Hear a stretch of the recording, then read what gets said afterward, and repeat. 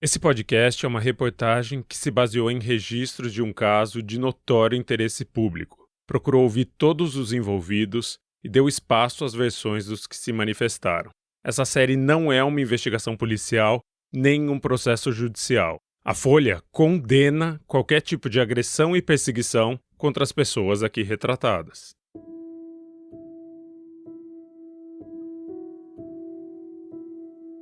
Eu tô na Praça Vila Boim numa madrugada do fim de maio. A produtora Beatriz Trevisan tá comigo. Cada um tá sentado em um banco de madeira, os dois de frente para uma muda de árvore. Esse pé de ipê foi plantado no lugar em que ficava uma árvore derrubada na antevéspera do Natal de 2021, sob os protestos de uma mulher com o rosto coberto por pomada branca. Eu acho muito legal passar por esses lugares, fala, história e reconhecer, me lembrando. A árvore era ali, ó. Ah, boa! A árvore era exatamente ali. Eu mostro para Beatriz os lugares que aparecem no primeiro dia em que eu conversei com Margarida Bonetti. Aqui é o Louveira, aqui é a farmácia que ela entra, aqui é o ponto de táxi que ela pega sempre que eu entrevistei o taxista. Faz exatos 5 meses que eu encontrei Margarida ali, lutando contra a derrubada de uma árvore. Em 150 dias, o lugar que ela ocupa na minha mente migrou. Foi de uma ex-socialite excêntrica que morava numa mansão caindo aos pedaços, a uma pessoa acusada de um crime impensável, de submeter alguém a trabalho análogo à escravidão por 20 anos e, segundo relatos da justiça americana, de agredir essa pessoa. Eu e a Beatriz voltamos à praça no fim de maio porque a gente precisa ouvir essa mulher, deixar registrado que estamos fazendo um documentário sobre a história dela e oferecer a chance de contar a versão dela dos fatos. É o que chamam no jornalismo de o outro lado. Ela nunca deu uma entrevista sobre o caso. E parece que não vai ser dessa vez. A mulher da casa abandonada nunca mais apareceu. Faz meses que ela me ignora. Não atende mais quando eu ligo e foge quando eu passo na frente da casa e tento conversar com ela. Então, a gente decidiu esperar o tempo que fosse até ela sair de casa para falar com ela. Eu sou Chico Felitti e esse é o 6º episódio de A Mulher da Casa Abandonada, um podcast da Folha que investiga a história de uma brasileira acusada de manter uma empregada doméstica em trabalho análogo à escravidão nos Estados Unidos por quase 20 anos. Essa mesma mulher, Margarida Bonetti, se esconde há 2 décadas numa mansão abandonada em um dos bairros mais ricos do Brasil. Episódio 6. Um fim que não é bem um fim. Depois de 5 meses, eu tô na esperança de dar um fim a essa história. É uma expectativa modesta, bem mais micha do que os planos de meses atrás. Quando eu descobri que a mulher da casa abandonada era uma foragida, talvez tenha brotado em mim a expectativa de resolver alguma coisa. De ligar pro FBI e dizer, tá aqui essa pessoa que vocês procuram, e que um helicóptero então fosse descer do céu e apreender uma pessoa procurada pela polícia. A justiça estaria feita. O arco da história estaria completo. Mas eu já adianto, dou um spoiler mesmo. Isso não vai acontecer. Porque essa história é real e não uma ficção escrita por um estúdio de Hollywood. Acontece que eu escondi uma coisa de vocês até agora. De propósito. E eu peço desculpa, sem realmente sentir culpa, porque era importante para a história que eu deixasse para contar só agora. Vocês lembram da Mari Muradas, a doula que mora perto da casa abandonada? A vizinha que primeiro pensou em ajudar a senhora que morava na mansão em Pandarecos, até descobrir que ela era acusada de ter mantido uma empregada em condições análogas à escravidão por quase 20 anos? Pois é, a Mari é cidadã americana, e no auge da indignação dela ao descobrir quem era a mulher da casa abandonada, ela entrou em contato com o FBI. Eu mandei e-mail pro FBI, pra falar, essa mulher tá aqui. A Mari Muradas passou o nome completo e o endereço de uma foragida. Isso faz mais de 2 anos. E por mais que a gente não saiba o que a Polícia Federal Americana fez com essa informação, a gente sabe de outra coisa. O que ela não fez. A Margarida não foi presa. Ela continua num exílio autoimposto na casa abandonada. Ela não foi julgada pelos crimes. Ela continua livre para ralhar com os funcionários da Prefeitura de São Paulo que estão podando uma árvore na antevéspera do Natal. É uma mulher que sai pouco por escolha, não porque teve a liberdade revogada pela lei. Depois de investigar o caso, encontrar a pessoa que reconquistou a liberdade dela e chegar perto do ex-marido de Margarida, que cumpriu a pena dele, resta uma dúvida para essa história. Uma dúvida enorme, tatuada na minha mente. Por que a justiça perdeu Margarida Bonetti? Para começo de conversa, nunca existiu a possibilidade de Margarida ser levada de volta aos Estados Unidos para ser julgada. É uma questão constitucional. O inciso 51 do artigo 5º da Constituição brasileira é claro: nenhum brasileiro será extraditado. Ou seja, o governo brasileiro não ia colocar Margarida em um avião com destino a Maryland, onde ela seria julgada. Mas existia sim uma possibilidade dela responder aqui pelos crimes de que era acusada. E é para entender esse jogo de cooperação entre países que eu procuro um dos advogados que mais entende de direito internacional no Brasil. Alô? Boa tarde, professor João. Sim, tudo bem? O Chico Felite da Folha de São Paulo, tudo bem com o senhor? João Mestieri é professor adjunto da PUC do Rio. É também o advogado que ocupa a cadeira 16 da Academia Brasileira de Letras Jurídicas. Foi consultor de tribunais americanos durante décadas. Tudo bom, querido. Você estava ligando e o meu telefone seletivo estava empurrando o seu chamado para spam ou alguma coisa assim. Mas tem outro motivo para eu ter ido atrás do professor João Mestieri. Uma entrevista que ele deu 20 anos atrás para o site Consultor Jurídico, um dos mais respeitados sobre direito. Nela, ele fazia essa previsão, lida pela Magé Flores. Margarida Bonetti, patroa da empregada escravizada nos Estados Unidos, fugiu para o Brasil, mas não escapará da lei. Segundo o professor João Mestieri, consultor de alguns tribunais federais americanos, e o defensor público Franklin Dorr, ela não escapará da prisão. Mesmo que o governo negue sua extradição, a ex-patroa será processada aqui pelos crimes cometidos no exterior, de cárcere privado e de escravidão. O Código Penal brasileiro prevê sua punição com um mínimo de 2 anos de prisão e um máximo de 8 anos para cada crime. A previsão do professor Mestieri não se confirmou. Em 2022, Margarida acumula meia dúzia de processos, todos ligados à herança dos pais dela. Nenhuma ação criminal pelo que ela foi acusada de fazer com a empregada. Como todo bom professor, João Mestieri começa do começo. Ele analisa primeiro se o caso poderia ter sido trazido à justiça brasileira. Primeira coisa, qual é a competência brasileira? Se ela é brasileira, há competência. Se o crime é cometido no Brasil, é competente. Se o crime é cometido contra brasileiro, é competente. E por aí vai. E a resposta para a maioria dessas perguntas é sim. Ela é cidadã brasileira e o suposto crime foi cometido contra outra cidadã brasileira. Isso facilitava a transferência do caso para a justiça brasileira. Se uma das duas fosse americana, por exemplo, já seria mais complicado. É crime no Brasil também ou não? No caso, poderia ser um ato selvagem, um ato absurdo, um ato imoral, imoralíssimo, mas não ser crime. Outro sim aqui. O que Margarida fez é crime, segundo a lei brasileira. O artigo 149 do Código Penal diz: reduzir alguém à condição análoga de escravo, quer submetendo-o a trabalhos forçados ou a jornada exaustiva, quer sujeitando-o a condições degradantes de trabalho, quer restringindo, por qualquer meio, sua locomoção em razão de dívida contraída com o empregador ou preposto. Como a extradição não é mais oficial, você tem um crime, reduzir alguém à condição análoga, parecida. E ela estava submetida pela prova, né? Esse promotor conseguiu fazer a essa situação. Foi interrogada e tal, como sempre, e ela expôs com simplicidade peculiar, mas ela admitiu e descreveu todos os pontos essenciais desse crime. Tá.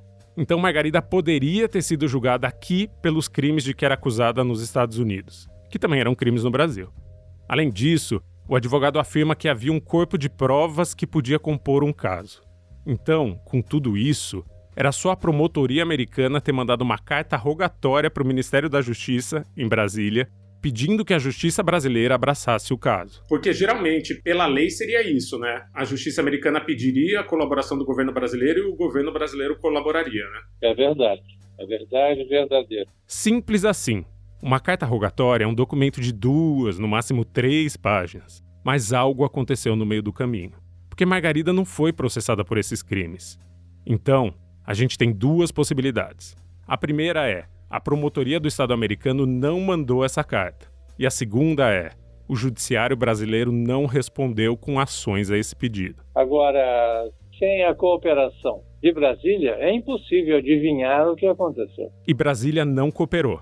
Eu escrevi para o Ministério da Justiça com todas as informações sobre o caso e perguntei se havia registro de uma carta rogatória pedindo que a Justiça brasileira abraçasse o caso de Margarida. A resposta foi a seguinte: o Ministério da Justiça e Segurança Pública não se manifesta sobre pedidos ou processos migratórios de determinada pessoa. Em cumprimento à legislação vigente, o MJSP presta informações sobre processos individualizados somente aos respectivos titulares ou pessoas autorizadas por lei. E eu também fui perguntar para a promotoria do Estado americano em que a Margarida foi acusada.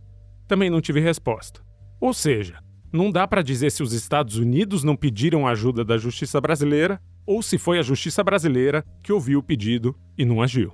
O professor resume o que a gente sabe sobre esse caso. Sabe-se que ela não sofreu nada. Ela veio para o Brasil e se livrou disso. Bom, agora, por que ela se livrou disso? Eu gostaria muito de saber, mas parece que a gente vai enguiçar nessa dúvida. Quem foi que não agiu? A Justiça americana ou a Justiça brasileira? É um beco sem saída, porque essa informação não é pública. Essa história de colaboração jurídica internacional pode parecer uma operação complicada demais para ser colocada em prática. Eu sei, pode parecer o tipo de coisa que só existe no papel, mas acontece com alguma frequência. E há casos de brasileiros que foram julgados aqui por crimes que cometeram do outro lado do mundo. Um dos mais notáveis parece ter saído de um romance policial. Em 2001, 2 brasileiros foram recrutados em São Paulo pela Yakuza, a maior máfia do Japão, para matar um comerciante em Tóquio. Um homem que não estava pagando a taxa de proteção da Yakuza. A máfia escolheu os assassinos brasileiros por pensar que eles não seriam presos. Os 2 viajaram, entraram na casa do homem e dispararam contra ele e a esposa. Ela sobreviveu. Ele, não. Os 2 brasileiros então fugiram. Conseguiram cruzar o mundo e voltar para casa, onde pensavam que estavam fora do alcance da lei. Cada um recebeu pelo crime 3 milhões de ienes, o que na época valia 71 mil reais. A justiça japonesa emitiu uma dessas cartas rogatórias, um pedido de cooperação, e o caso foi trazido para a justiça brasileira. A polícia daqui abriu uma investigação e eles foram presos. Tudo bem que só foram encontrados em 2011, 10 anos depois do crime, mas foram. E o julgamento levou mais 5 anos para acontecer. Rolou em 2016. E eles foram responsabilizados por um crime que tinham cometido do outro lado do mundo 15 anos antes. Foram condenados os 2 brasileiros que mataram um comerciante japonês a mando da temida máfia Yakuza, aliás. Máfia Yakuza, perigosíssima. Acompanhe comigo a reportagem de agora. Cristiano da Silva Severo Ito foi condenado a 22 anos e 1 mês de prisão. A pena de Marcelo Christian Gomes Fukuda foi de 23 anos e 7 meses de prisão. Algo parecido poderia ter acontecido com Margarida Bonetti. Os Estados Unidos, inclusive, têm um acordo de cooperação jurídica com o Brasil. Só que não aconteceu. E provavelmente não vai acontecer mais. O professor Mecheri explica que os crimes de Margarida não podem mais ser punidos, porque as justiças não agiram a tempo. Ela é brasileira, voltou para o Brasil, território nacional e tal, e etc, etc. É crime aqui também, lógico. Agora, não aconteceu. Por que não aconteceu? Provavelmente deveria estar prescrito pela lei brasileira. Crimes prescrevem. É como se tivessem uma data de validade. Se o Estado demorar além do prazo previsto para processar um cidadão, ele perde esse direito. Ou seja, por mais que tenha cometido um crime, uma pessoa não pode mais ser punida por ele. Por exemplo, se a possível pena do crime fica entre 1 e 2 anos de cadeia, o crime dessa pessoa vai prescrever em 4 anos. Se a pena prevista for maior do que 8 anos de cadeia, mas menor que 12, o crime prescreve em 16 anos. Se a pena abstrata for maior do que 12 anos, o crime deixa de ser passível de punição depois de 20 anos. E sabe quanto tempo faz que o crime de Margarida foi investigado e denunciado? 22 anos. Como diria o professor Mestieri. Então, nós temos prazo de 20 anos, prescreve tudo, até o homicídio da avó. Em 20 anos, prescreve tudo. Ou seja, mesmo que houvesse uma movimentação em 2022 para que Margarida respondesse às acusações dos Estados Unidos, é muito, mas muito improvável que a justiça pudesse fazer qualquer coisa a respeito. Na avaliação do professor, ela não será mais punida pelos crimes de que foi acusada.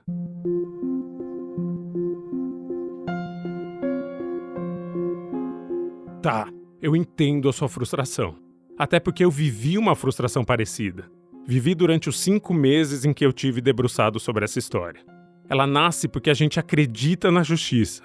Se uma pessoa cometeu um crime, ela vai ser julgada por ele. Se foi considerada culpada, vai ter que cumprir uma pena, que pode ser uma multa ou tempo de reclusão. Mas nesse caso, houve denúncia de crimes. Houve uma investigação que levantou provas. Houve até uma condenação unânime do marido de Margarida no tribunal do júri. Mas com ela, não houve nada. Durante semanas, eu não conseguia pensar em outra coisa. Falar de outra coisa. Ficava mastigando a palavra prescreveu enquanto andava na rua. Até que numa madrugada, eu estava conversando com meu marido em casa. E ele me perguntou, mas vem cá, qual é a diferença dela estar presa numa cadeia e ela estar presa numa casa abandonada? Ela já está presa faz mais de 20 anos. E eu nunca tinha pensado nisso.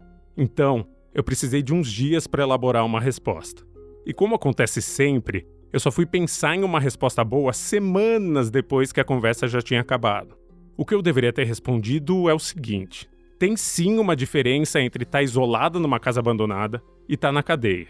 Porque não é essa a regra do jogo. Muito do que o mundo se tornou nos últimos anos é porque a gente deixou de acreditar nas instituições. A partir do momento que a gente não crê mais na justiça, na democracia, nos direitos humanos, acabou a seca invisível que divide a civilização da barbárie. É como se a gente fosse até o contrato social e apagasse nossa assinatura.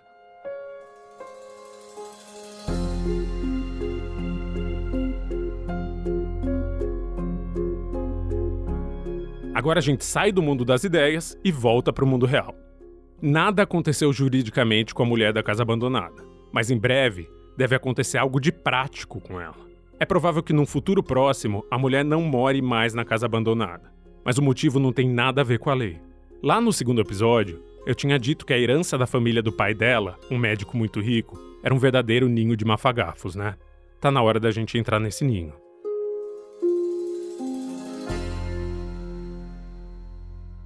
A Margarida tem 2 irmãs com quem compartilha a herança deixada pelos pais. Eu procurei as 2, mas elas não toparam dar entrevista. Quando o pai morreu, em 1998, Margarida se mudou dos Estados Unidos para a casa abandonada. Foi morar com a mãe e nunca mais saiu de lá. Com a morte da mãe, em 2011, as 3 irmãs herdaram uma porção de imóveis. E a casa abandonada passou a ter 3 donas. Mas não só ela. O pai e a mãe de Margarida deixaram mais de 10 imóveis para as filhas. São dezenas de milhões de reais em herança. Uma herança a que elas não tiveram acesso ainda, porque as 3 nunca conseguiram se entender. Até que a justiça intercedeu. Tendo em vista o elevado grau de litigiosidade que se verifica no feito, a necessidade de finalização do processo que foi distribuído em 3 de dezembro de 1998, bem como a correta administração de bens do espólio, nomeio inventariante da ativa. Em 2009, a juíza decidiu colocar uma curadora da ativa para cuidar do espólio dos pais de Margarida. Isso acontece quando o juiz ou a juíza considera que a família não vai conseguir resolver o imbróglio sozinha. É como se fosse uma intervenção do Estado, que diz: eu vou contratar uma profissional para fazer isso, porque se depender de vocês, a coisa não anda. Não vem ao caso dizer o que são esses problemas, porque eles envolvem o resto da família. Pessoas que não são foragidas da justiça. Mas basta a gente ler uma linha do processo para ter noção do tanto de treta que nasceu entre essas 3 irmãs. É o sumário de todas as acusações feitas entre elas. E elas se espalham pelo processo. Estão na página 325, 361, 367, 368, 370, 371, 373, 375, 377, 451, 454, 513, 516 e na página 533. Acontece que essas brigas impedem que os imóveis sejam vendidos, porque todos os herdeiros precisariam assinar um documento concordando com a venda. Enquanto isso, esse patrimônio está gangrenando. E como ninguém paga as contas, tipo condomínio e alguns impostos dos imóveis, eles vão virando bolas de neve de dívidas. Então, nos últimos anos, a justiça começou a autorizar a venda dos bens da família em leilão.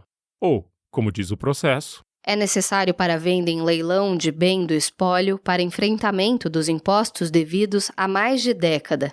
Intime-se. Em fevereiro de 2019, foi a leilão um conjunto de salas comerciais na frente do Copan, o prédio mais famoso do centro de São Paulo. Era um conjunto com 7 salas, onde funcionava um laboratório de análises clínicas, mais 5 salas que estavam vazias. Somadas, essas 12 salas comerciais foram avaliadas em mais de R$1.200.000. Em 1º de março de 2021, foi autorizada a venda de um apartamento no encontro das avenidas Higienópolis e Angélica. Até novembro de 2020, a dívida do imóvel era de R$ 5.300,82, de condomínios não pagos e de multas. Os apartamentos do mesmo prédio têm entre 120 metros quadrados e 300 metros quadrados de área e são vendidos por mais de R$1 milhão. Podem custar até R$3 milhões. Não que a herança esteja perto de acabar. Além da casa abandonada, Margarida ainda tem uma fatia de 2 imóveis na Rua Tinhorão, uma viela de Higienópolis, e mais uma fazenda em Itajubá. Ou seja, a mulher da casa abandonada é herdeira de parte de pelo menos uma dúzia de imóveis. Todos esses bens estão parados, acumulando pó e dívidas. Só que isso pode mudar em breve, porque a casa abandonada acaba de receber um lance. Depois de meses insistindo, uma das pessoas envolvidas nesse processo da herança, que tem muitas partes, topa me encontrar, desde que o nome dela não seja divulgado. Ela me recebe munida de uma pasta que é quase tão grossa quanto a Bíblia. É o processo da herança. Em meio a decisões judiciais e avaliações dos imóveis, tem uma pastinha com 2 imagens impressas por cada página. São fotos da casa abandonada por dentro, feitas em 2009, quando a justiça designou uma advogada para cuidar da herança, porque o enrosco da família era grande demais. Um oficial de justiça foi autorizado a entrar no casarão, mesmo que Margarida não quisesse. A pessoa me estende as fotos e pergunta: "Você quer ver?" Eu pego as folhas de papel e é como se eu tivesse passado pelo portão de metal fechado com uma corrente.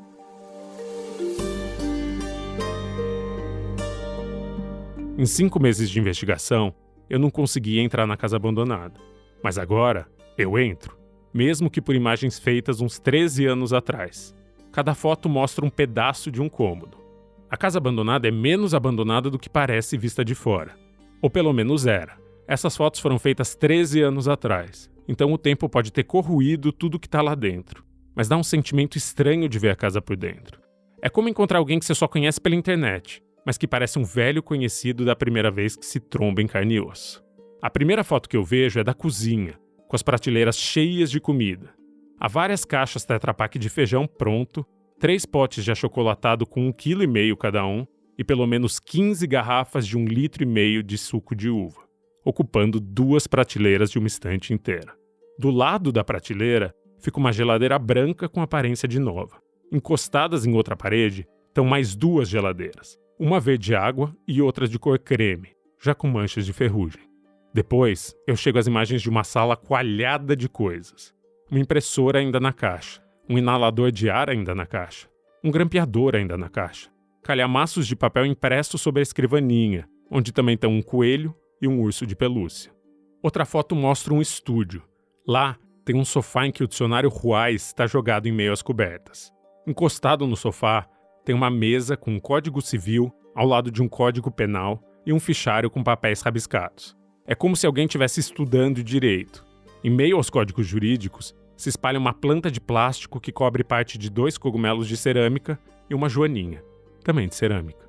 As fotos dos corredores mostram quadros, muitos quadros. Uma reprodução da Mona Lisa, uma pintura das musas gregas inspirando um artista, a imagem de 4 querubins deitados na relva. Um outro quadro tem emoldurado um crucifixo que parece ser feito de marfim. Em cima de um piano de madeira envernizada tem porta-retratos com imagens em preto e branco de noivas. No meio das fotos tem uma única imagem em que aparece um ser humano. É Maria de Lourdes Danso, a mãe de Margarida que morreu em 2011. Ela está na cama do que deve ser um quarto, cercada por almofadas e sacos de supermercado. No colo dela está um cachorro branco, que não é um dos 2 cachorros que Margarida cria em 2022. Agora é hora de contar a história surreal de Lourdes no processo. Lembra que no ano 2000 ela foi para os Estados Unidos depor a favor de René Bonetti? Pois bem, René foi condenado, saiu do tribunal já algemado, direto para a cadeia. E o que aconteceu com essa senhora de 85 anos?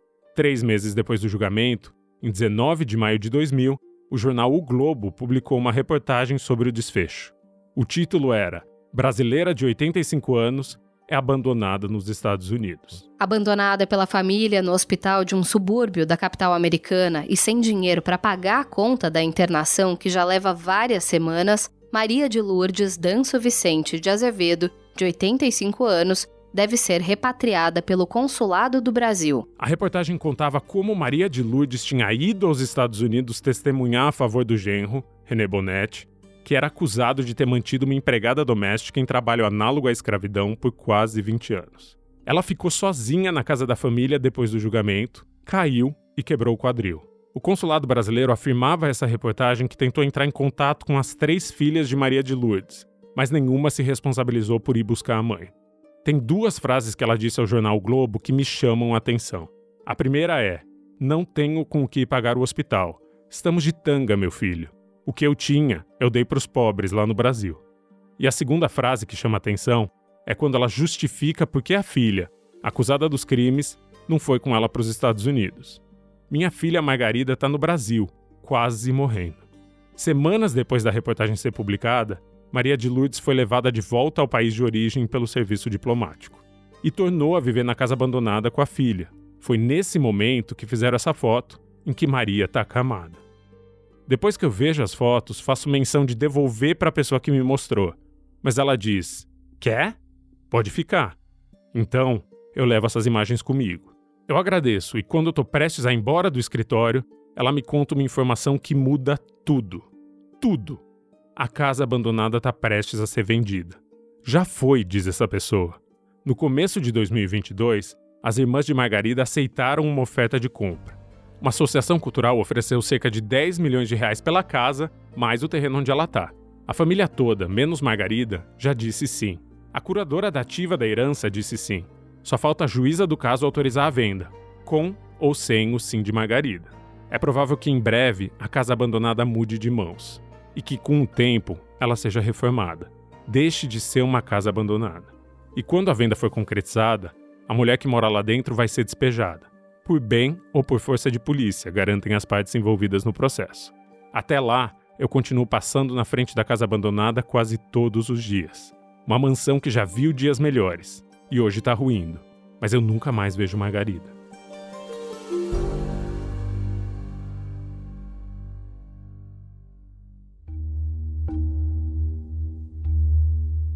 É fim de tarde de sexta-feira, dia 27 de maio. Mas eu tô longe de sextar. Tô andando pela rua da casa abandonada com a Beatriz Trevisan, produtora desse podcast. A gente tá lá para fazer plantão em frente da casa abandonada até que Margarida apareça. Faz semanas que eu tento falar com ela, mas nunca mais a vi. As janelas estão sempre fechadas. Eu desconfio que ela tenha ficado sabendo que eu tô fazendo uma reportagem sobre a história dela e por isso tenha ficado ainda mais reclusa. Então, a tática é vencer pelo cansaço. Uma hora ela vai ter que sair para alimentar os cachorros, que ficam do lado de fora. Ou para ir ao mercado. Ou para tentar impedir que uma árvore seja derrubada. Eu e a Beatriz nos sentamos num banco, a metros da entrada da casa. E a gente passa horas parado, esperando. Plantados na frente da árvore que foi plantada, onde ficava o pé de pé podado na antevéspera do Natal.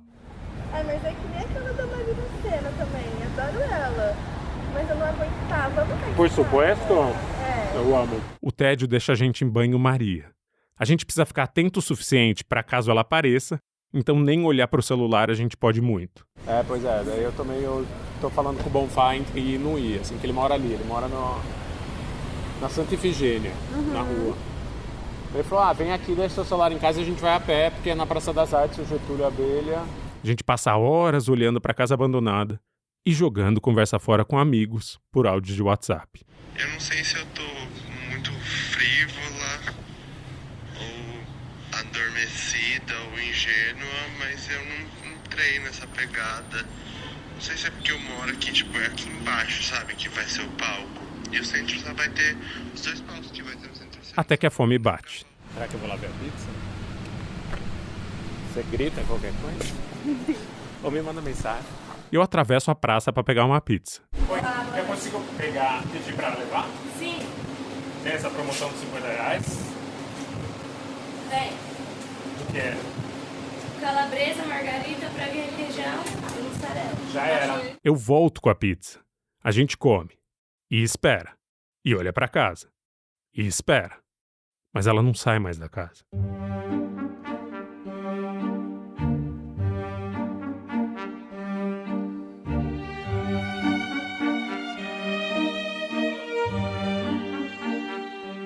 Já é quase meia-noite quando eu vejo uma figura na rua. Não é Margarida. É um homem alto de terno. Um homem que eu já conheço. Deixa eu lá ver se é ele. Sim, é ele. O João. E aí? Opa, Tudo bem? olha, Lembra de mim, João? Eu sou o Chico. cadê o livro? Tô esperando ela. O João, que prefere ser identificado só pelo primeiro nome, é segurança da rua onde fica a casa abandonada. E foi uma das dezenas de pessoas que eu entrevistei para essa série. Por mais que a gente ainda não tivesse ouvido a voz dele até aqui, o João me deu informações importantes para essa investigação.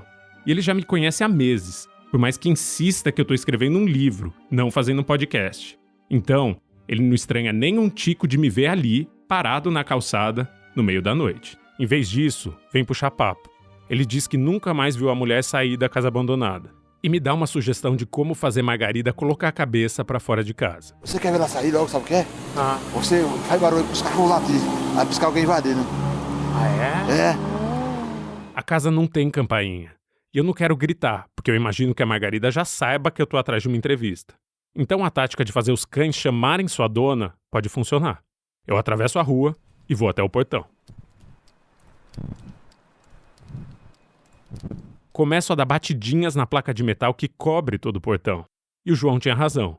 Os cachorros começam a latir imediatamente. Eu espero um pouquinho e bato no portão de novo. E de novo. O João assobia do outro lado da rua, avisando que viu algo. Eu também vi.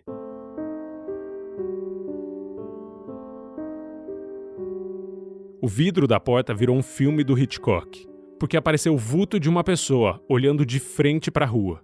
Não dá para ver o rosto nem nada, só o contorno do corpo de uma pessoa parada rente à porta.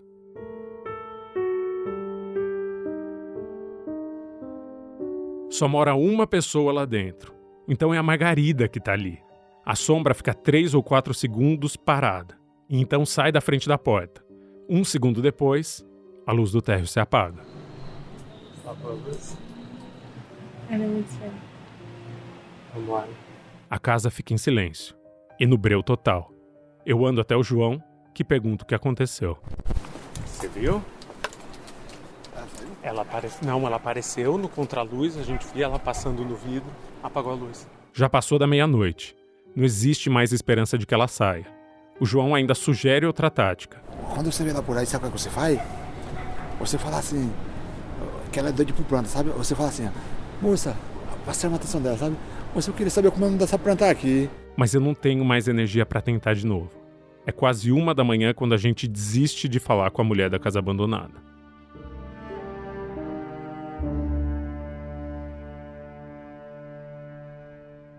No dia seguinte, eu acordo e vou para a Praça Vila Boim sem nem tomar café da manhã.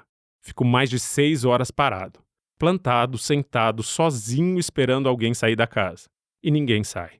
Eu me dou conta que essa tática pode levar semanas ou meses até funcionar. Na noite anterior, João me disse que nunca mais viu Margarida na rua. O único sinal de vida da casa abandonada nos últimos meses foi uma entrega de supermercado. Ou seja, minhas chances são ralas. E eu apelo para a política da boa vizinhança. Escrevo para uma pessoa que Margarida conhece melhor do que eu e que ela talvez atenda. A Mari Moradas chega na praça depois do almoço. Tudo bem? E aí, nenhum sinal? Nenhum sinal. Ela topa fazer um experimento. Como Margarida parece estar fugindo de mim, a Mari vai até o portão da casa abandonada tentar conversar com a mulher que mora lá dentro. Por mais que as duas tenham tido confrontos, elas não são inimigas. A Margarida ainda fala com a Mari quando as duas se cruzam. Ainda mais se a Dola estiver passeando com a cachorra. banana. Caso Margarida saia, eu apareço e digo para ela que estou fazendo uma reportagem sobre a história dela e peço uma entrevista. No caminho até a casa, a gente passa pelo edifício Joia e o zelador Francisco está no portão.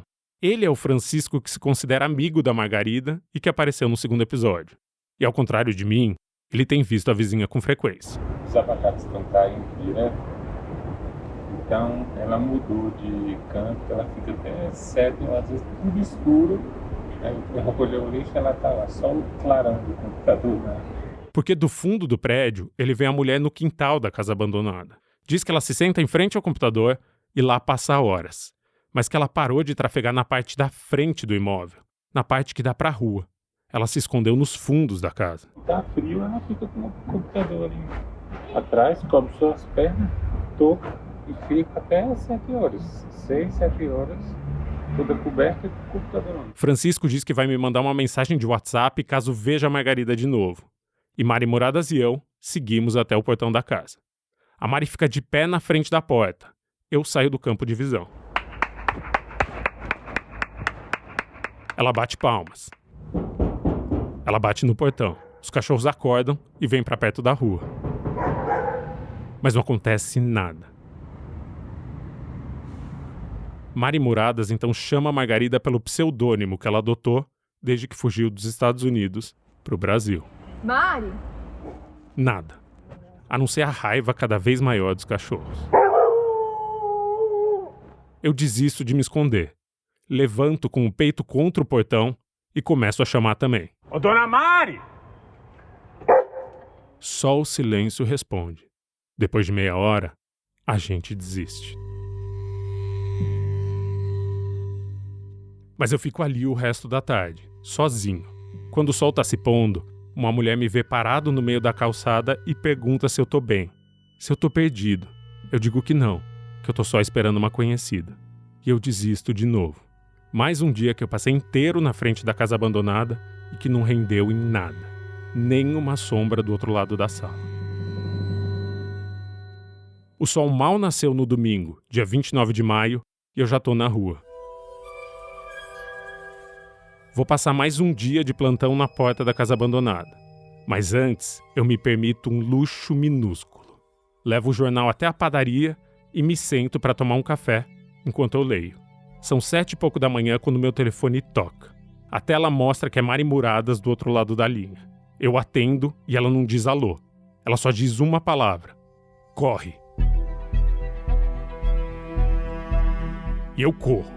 Saio sem pagar minha conta e deixo o jornal para trás.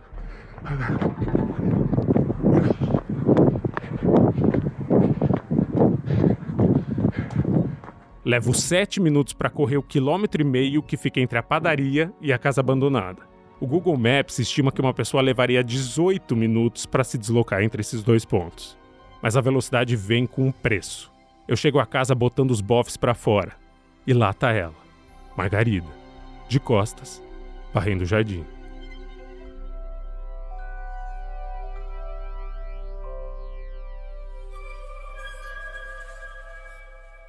E eu chamo, com o fiapo de fôlego que me resta. Oi.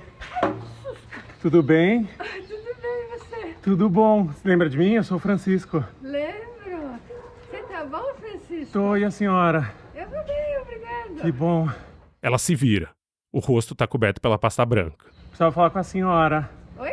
Eu precisava falar com a senhora. Fala. Senhora... É rápido, porque eu tô correndo aqui que eu tenho que fazer um monte de coisa. Tá. Ela deu 2 passos em direção à entrada da casa. Eu tenho medo que ela vá fechar a porta na minha cara, como fez das últimas vezes que a vi. A senhora topa me dar uma entrevista? Pra o quê? Porque eu sei que a senhora é Margarida Bonetti, eu fui para os Estados Unidos, eu encontrei o Renê, eu encontrei a... Eu tô fazendo para a Folha de São Paulo uma reportagem sobre seu caso. Que horror. É. Isso é um caso horroroso. É um caso horroroso. Eu só consigo repetir. É um caso horroroso. Mas pelo menos ela admitiu que sabe do que eu tô falando. Admitiu que é Margarida Bonetti e não Mari, como se apresenta para os vizinhos. Que são de... Tá. Eles podem até prescrever. Exato, eles podem até ter prescrito, como prescreveram. Mas... Mesmo que fosse coisa. A arte dele é uma coisa. Agora eu quero fazer outra coisa. Já prescreveu. Então pra que ressuscitar isso aqui? Eu tento explicar para ela que esse assunto nunca morreu, que ela nunca respondeu à justiça, nem foi confrontada com as acusações, que ela só se escondeu. E um crime não morre de velho. Por isso, não seria ressuscitar um assunto, seria resgatar um assunto. Mas eu ainda estou exausto dos dias passados em vão na frente da casa e esgotado da corrida até ali. Bom, é isso. Calma. Você tá meio, assim, ansioso, né? Com esse negócio todo, agitado, sei lá. Não, acho que Então fica tranquilo, vamos com calma. Estamos tranquilos. Eu tô ansioso e agitado. Faz semanas que eu tô tentando falar com Margarida. E ela tá ali, calma, ouvindo que uma pessoa investigou a vida dela. Os crimes que foi acusada de cometer. E ela continua calma quando responde. Só que não é realmente um crime. Inventaram essa história. Esse é que é o problema. Então, ela parece se lembrar de algo. Foi você que ligou agora cedo? Assim? Foi. E era por quê? Para tentar falar com a senhora, porque eu já tô tentando ligar há muito tempo. Eu vim aqui, Quanto que é bati... esse muito tempo? 3 semanas. Sim, eu tinha ligado pra Margarida cedinho. Faz 3 semanas que eu tentava falar com ela em horários diferentes. Já tinha ligado do meu celular, do celular do meu marido e do celular da minha mãe. Mas ela nunca atendeu, nem respondia aos recados. Mas agora ela tá ali, sabe que eu vou fazer uma reportagem e tem de dar uma resposta. É isso que eu queria ouvir da senhora, a sua versão. A senhora pode falar que é uma armação. Tá. Deixa eu explicar pra você. Mas ela não explica nada. Em vez disso, ela faz uma pergunta. Questiona se quando a gente conversou na antevéspera do Natal, eu já estava interessado no passado oculto dela. Deixa eu te fazer uma pergunta. Quando eu te conheci, você me pareceu uma pessoa muito bacana sobre o assunto da árvore. Ela respira fundo e levanta a mão. Dá a impressão de que vai falar. Margarida nunca deu uma entrevista sobre o caso. A TV Globo tentou falar com ela. A Veja tentou falar com ela. A própria Folha tentou falar com ela. Deus, ajude a gente aqui, meu Deus, porque isso aqui é um nojo. Mas em vez de começar a me contar a versão dela, Margarida pede um favor. Eu quero te pedir, eu posso conversar com você sobre essa coisa toda. Né? Tá. Ela quer se preparar para a entrevista. Se preparar fisicamente, eu quero dizer. E aí, o que eu quero te perguntar é o seguinte, como tá incomodando muito, que já faz um tempinho que eu comi coisa doce e tudo, você pode esperar só um minutinho pra escovar o dente e voltar pra falar com você? Tô aqui. Por gentileza. Tô aqui. Qualquer coisa, tô na praça, tá? Não, fica aqui. Ela fecha a porta. Eu espero por 1 hora e ela não volta. Esperando na frente da casa faz quase 1 hora que ela entrou, dizendo que ia escovar os dentes. Eu vou embora da casa abandonada. É o fim. Ou melhor, é um fim, por mais que não seja o fim que eu esperava. Essa mulher tem direito de negar uma entrevista, de fugir de mim. Eu pelo menos consegui chegar até ela e oferecer a oportunidade de dar a versão dela da história. E ela não quis. Eu volto para casa pensando em como terminar essa série, que foi prevista para ter 6 episódios. E a seguinte frase me vem à mente. Essa é a história de uma mulher que se esconde numa casa abandonada em um dos bairros mais ricos do Brasil. E que esconde o passado atrás de uma camada de pomada branca no rosto. E também de um nome que não é o dela. Uma história que nunca tinha sido contada, mas que agora existe. Não que isso vá mudar alguma coisa, mas pelo menos a história existe. E a frase quase me satisfaz. Como esse final quase me satisfaz. Mas, de novo, a realidade não é um filme de Hollywood. Então, eu sento para escrever o último episódio do podcast.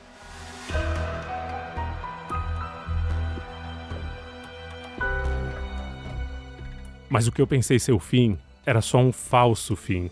1 hora depois que eu chego em casa, meu telefone toca. E do outro lado da linha tá Margarida Bonetti, a mulher da casa abandonada, disposta a dar a primeira entrevista da vida dela. Se você sabe ou desconfia que uma pessoa tem o seu trabalho explorado, denuncie. Dá para fazer uma denúncia anônima à Secretaria Especial da Previdência e do Trabalho em um site. É um formulário simples, só precisa do endereço da ocorrência e de um relato breve do que está acontecendo.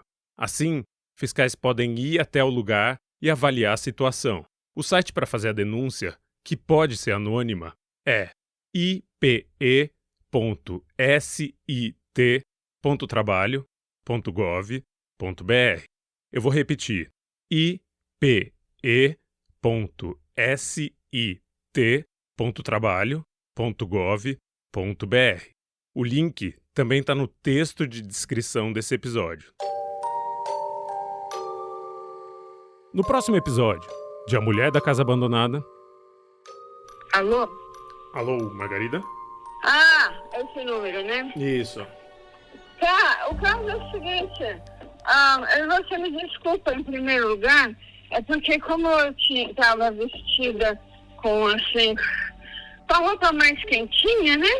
E estava começando a fazer calor, eu fui trocar e tudo para ficar mais confortável, que ali onde a gente estava conversando bate sol, entendeu? Sim. E você, então, me desculpe pela demora.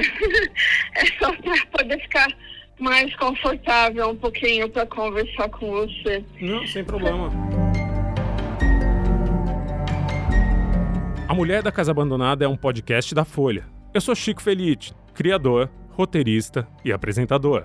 A produção desse episódio é de Beatriz Trevisan, que também me acompanhou nas tentativas de entrevista com Margarida Bonetti.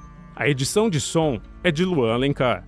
A coordenação de A Mulher da Casa Abandonada é de Magê Flores.